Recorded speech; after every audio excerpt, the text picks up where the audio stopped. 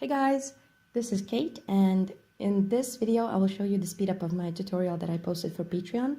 It's one of the 21 videos that I'm planning to do, so I'm trying to do a pastel marathon that I am drawing a new topic every day and posting the tutorials on my Patreon, so you can find it in full step-by-step explanation. I just wanted to show you the speed up video here and just to explain a bit of things that I'm doing. So most importantly, in the tutorial, I go into detail about color blending and what makes mud in pastel. And one very important thing that any pastel artist should remember is that mud is two tones that are very far apart that create this kind of whitish mud. But anyway, if you would like to know more, I maybe will do a separate video on that.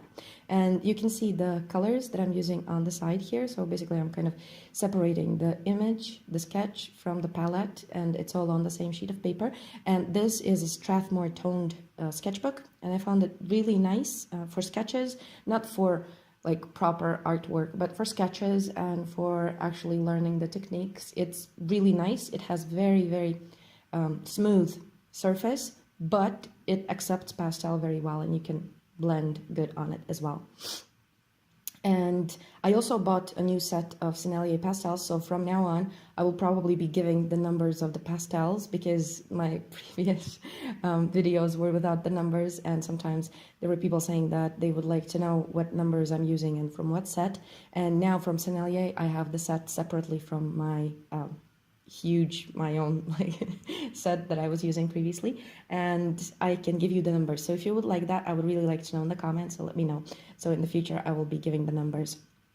And here you can see that I started out with the sky as it's the background, and I am going through three colors, so from darker kind of cobalt warm blue into slightly cooler lighter blue, and then I go into very light sorry, into very light blue. It's kind of grayed out blue, and I'm adding also that glow with a warm yellow, but it's not a very bright warm yellow. It's quite grayed out. So, and then I'm starting with the mid-tone value for the tree, and you can see that I selected the colors that are from light, which is warm, which is yellow-green in the light, and blue, the dark blue, which is the cool shadow. So usually when you are drawing or painting a landscape and the weather is sunny, you will have warm light and cool shadows.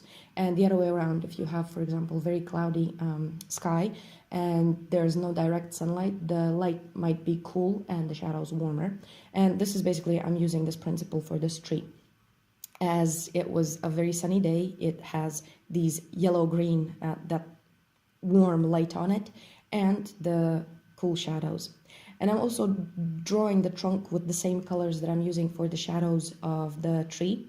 And basically I'm going back and forth using my pastel with the on its side, not with the tip, but on its side. And as I did also in the previous video here on YouTube, if you watched that one with the tree tutorial, there I added sky shining through the tree. So you will see that here I'm adding blue pastel over the top of my greens, so it kind of gives that sense of the sky shining through, and it takes away that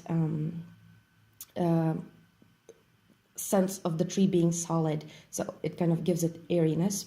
And then I'm adding the grass, and here it was not a very good picture, maybe in a sense that I had the horizon line where the tree, bottom of the tree was, so I tried to fix that, not fix that, but just to show that the tree is not flat at the bottom. I added also some of the sky color at the bottom just to create that jaggedy shape of leaves and branches on the tree. And with the shadow, I'm using again my dark blue and dark green mixed together, and over the top I'm adding the bright, the second color of the light of the tree, the same one that I used for the grass, to create those kind of patches of light that shine through the tree. And this is going to give, again, a sense of light passing through the tree and the tree not being solid. So there we go.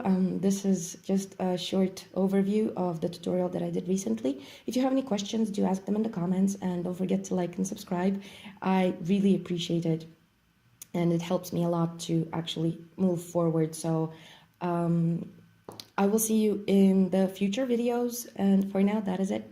So have a nice day. Bye.